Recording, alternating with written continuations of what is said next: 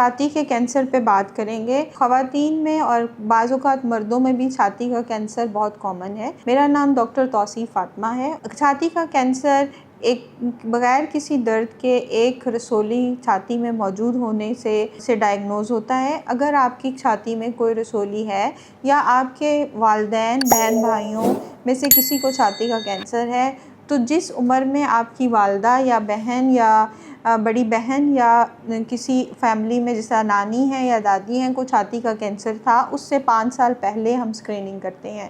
और स्क्रीनिंग में किसी किस्म की कोई मुश्किल नहीं होती। ये सिर्फ़ एक मैमोग्राम जो कि एक एक्सरे की तरह होता है, उसमें जो बहुत छोटे कैंसर होते हैं उनको बहुत अर्ली स्टेज पे हम डायग्नोज़ कर सकते हैं।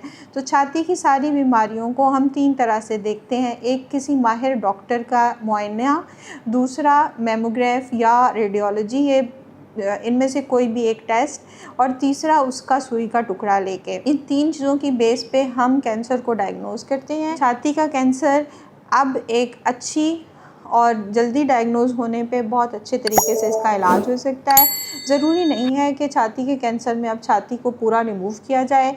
छाती के कैंसर में सिर्फ़ गिल्टी को निकाल के बहुत सारी मोडालिटी ऐसी हैं जिसमें जो जवान ख़वातीन हैं उनकी छाती बच सकती है। लेकिन सबसे अहम ये है कि हमें अपना मुआयना कराते रहना चाहिए, ख़ुद भी करना चाहिए, मगर किसी एक एक्सपर्ट डॉक्टर से छाती का मुआयना कराना चाहिए ताकि वो आपको गाइड कर सके अगर इसके बाद किसी और टेस्ट की ज़रूरत है।